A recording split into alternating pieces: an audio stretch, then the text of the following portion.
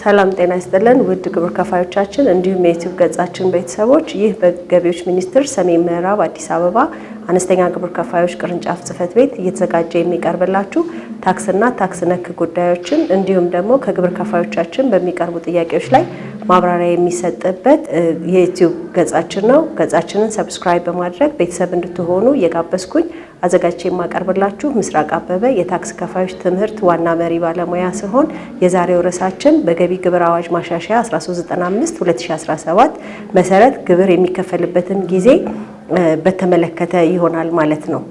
እንደሚታወቀው በገቢ ግብር አዋጅ 1395 2017 መሰረት ግብር የሚከፈልበት ጊዜ ማሻሻያ ተደርጎበታል።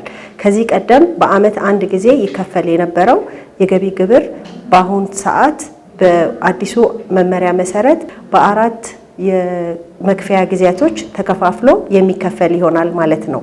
የመጀመሪያው እንደ ኢትዮጵያ አቆጣጠር የሂሳብ ጊዜያቸውን ሰኔ 30 ለሚዘጉ ግብር ከፋዮች የመጀመሪያ የማቅረቢያ 25%ን የማቅረቢያ ጊዜያቸው ከየካቲት 1 እስከ የካቲት 30 እንዲሁም በሁለተኛ ዙር 25%ን ከግንቦት 1 እስከ ግንቦት 30 እንዲሁም በሶስተኛ ዙር 25%ን ከነሐሴ 1 እስከ ነሐሴ 30 የሚያቀርቡ ሲሆን እስከ ጥቅምት 30 የአመቱን ግብር አጠቃለው የሚከፍሉ ይሆናል ማለት ነው። የሂሳብ ሪፖርታቸውን እንደ አውሮፓውያን አቆጣጠር እስከ ሚያዝያ ወር የሚያቀርቡ ግብር ከፋዮችን በተመለከተ ደግሞ ከግንቦት ወር ጀምሮ የሚቆጠር በየሶስት ወሩ የማሳወቂያ ጊዜ ይኖራቸዋል ማለት ነው።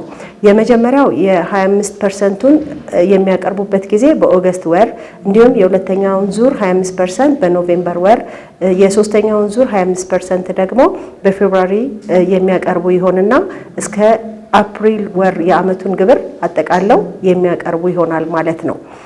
በእነዚህ ሩብ ዓመታት ውስጥ የሚከፍሉት ግብር ላይ ቅድመ ግብር ወይም ዊዞልድ የተደረጉ ከሆነ ያቀናንሳሉ። ይሄም ማለት ለምሳሌ በመጀመሪያ እንደ ኢትዮጵያ አቆጣጠር የካቲት 30 ከ1 እስከ 30 የሚያቀርቡ ግብር ከፋዮች ከሐምሌ 1 እስከ መስከረም 30 ድረስ ዊዞልድ የተደረጉት ካለ የመጀመሪያውን ሩብ ዓመት በሚያቀናንሱበት ጊዜ የዊዞልድ የተደረጉትን ያቀናንሳሉ ማለት ነው።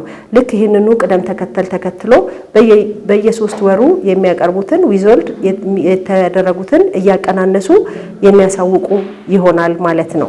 በእነዚህ ሩብ ዓመታቶች ውስጥ የከፈሉትን ግብር ወይም ቅድመ ግብር ወይም ዊዞልድ ካሳወቁ በኋላ ደግሞ በአጠቃላይ መጨረሻ ላይ በአመቱ መጨረሻ ሩብ ዓመት ላይ የሚከፍሉትን አመታዊ አሳውቀው ሲመጡ አመታዊ ያሳወቁት ምናልባት ብልጫ ካለው የከፈሉት ብር የበለጠ ከሆነ ተመላሽ የሚጠይቁ ሲሆን የከፈሉት ብር ደግሞ የሚያንስ ከሆነ የልዩነቱን ክፍያ የሚከፍሉ ይሆናል ማለት ነው። እንግዲህ ለመጀመሪያ ጊዜ መሰረት የሚሆነው ግብሩን ለመክፈል መሰረት የሚሆነው ምንድነው ብለን ደግሞ ስናይ በ2017 ዓመተ ምህረት የከፈሉት አመታዊ ግብራቸው መሰረት ይሆናል ማለት ነው። ይሄም ማለት በአመት አንድ ያጠቃለው 2017 ላይ የከፈሉትን ብር መሰረት ተደርጎ የዛን 25% እየከፈሉ የሚያሳውቁ ይሆናል ማለት ነው።